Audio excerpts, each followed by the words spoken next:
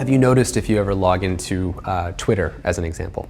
So there's an extra delay that you don't know how long it's going to take. It's between 2 and 3 seconds, where the number of new notifications on Twitter you have. So why is that there? Well, it makes that into what's called a variable schedule reward. It's like a slot machine. So you're playing the slot machine, and there's a time delay, and in that time delay, your anticipation's building, and then you get to see how many notifications I get. And so you become more addicted to checking it again the next time. It sounds like there's just a lot of sort of trickery going on here. I call it the race to the bottom of the brainstem. Digital is reshaping the world, and this is going very, very fast.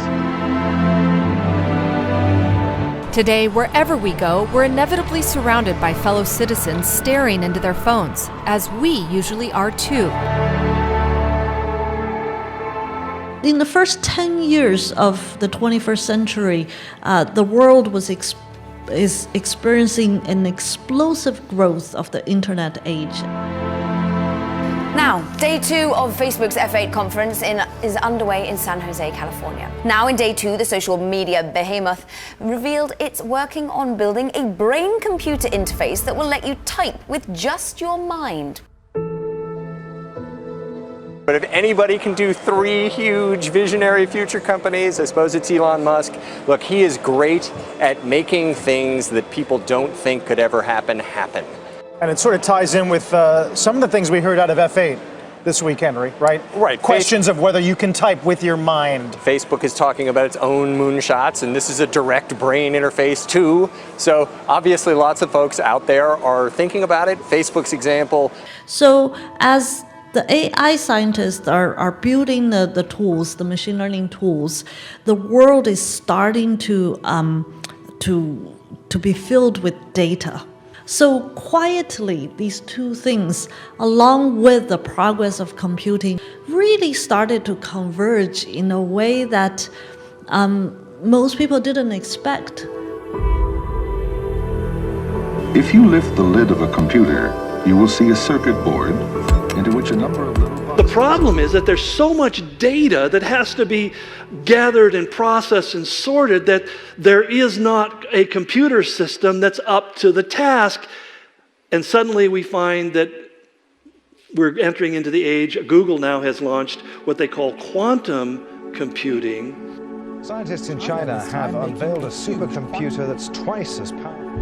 Well, scientists in China say they have built the world's first machine that can compute many times faster than the current breed of supercomputers. Machines that take those ones and zeros to a level of computing power that has never existed. We heard the term game changer. How significant is this quantum computer development? Towards a universal quantum computer. Very important milestone is that we're starting to emerge out of the research era to commercialization. In real people terms, how would this impact your life and my daily life? So that it does not simply take data and go through it and sort it. It looks at the entirety of the data and sorts it instantaneously. Well, there's a saying, finding a needle in the haystack. That is a very difficult thing to do. Let's try to simplify this a little bit. Imagine this room is a library, and we just take one book, and on just one page, we write an X. But with quantum computing, now you can actually isolate down to a specific sand particle out of all the sand in the world. That goes from just a few seconds to being instantaneous, faster than I can snap my fingers. But what if it was looking for that one X on that one page, and it had to sort through every single book in the world? There are billions of them, and it would take a computer of today centuries. Probably would be impossible.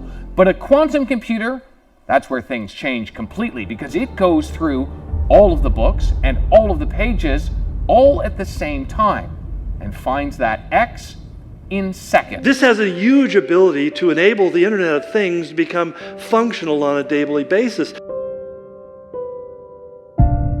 Some brand new privacy problems thanks to technology, go figure. Something that you actually use every day could, again, be spying on your every move. I have to say, Bose has not responded to this lawsuit yet, but the Connect app licensing agreement does say that it may collect your data. So that information is in there, but it does not specifically mention the collection of the audio files. So the devil really is in the details here. And that's why we find even like people like Google are using it to sort your information. The apps on your phone may be eavesdropping on you. A new article in Wired magazine claims that apps have increasingly incorporated ultrasonic tones to track consumers.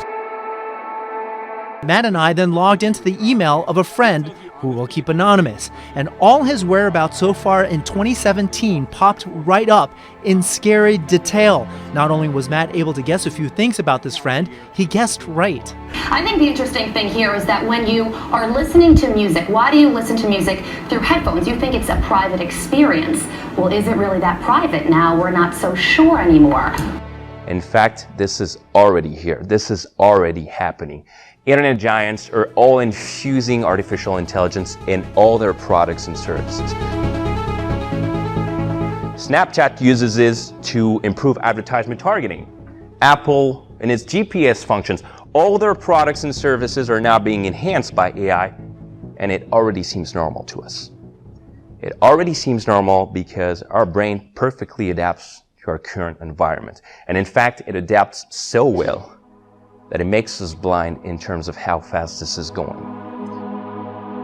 And to power this with a breakthrough innovation engine modeled after DARPA. Products that recognize we are both mind and body, that our world is both digital and physical. You know that Google go even further. They want to make us live forever. They consider death as a disease, and they want to make us live forever. This is just the beginning. What if you could type directly from your brain? It sounds impossible, but it's closer than you may realize. And it's just the kind of fluid human-computer interface needed for AR. Every day, there is news coverage on the latest advances in AI.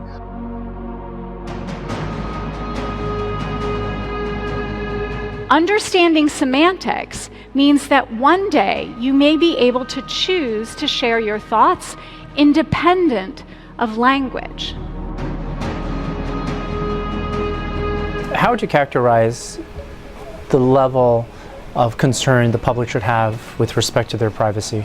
DEFCON 5, that I think that we have very little privacy left. And I think that the sooner the people accept the fact that basically there's no privacy going forward, the safer the society will become. The sooner you realize that whatever you write in your email can be read by motivated others, the sooner that we all realize that being an atheist or being liberal or conservative is something that basically people will know about.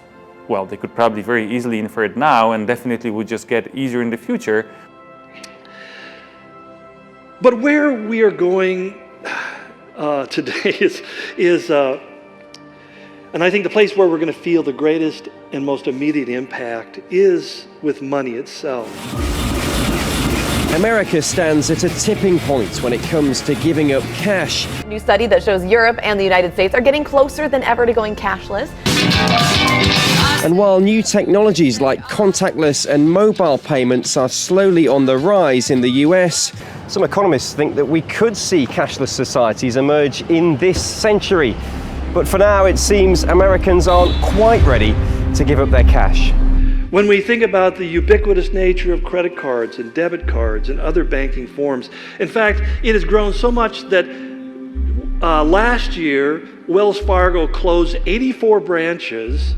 This year, they're going to close 200 bank branches. Hundreds of Wells Fargo branches are on the chopping block tonight. Wells Fargo announces plans to shut down more than 400 bank branches by the end of 2018. The company says the acceleration of closures comes as Americans seem to prefer online and mobile banking.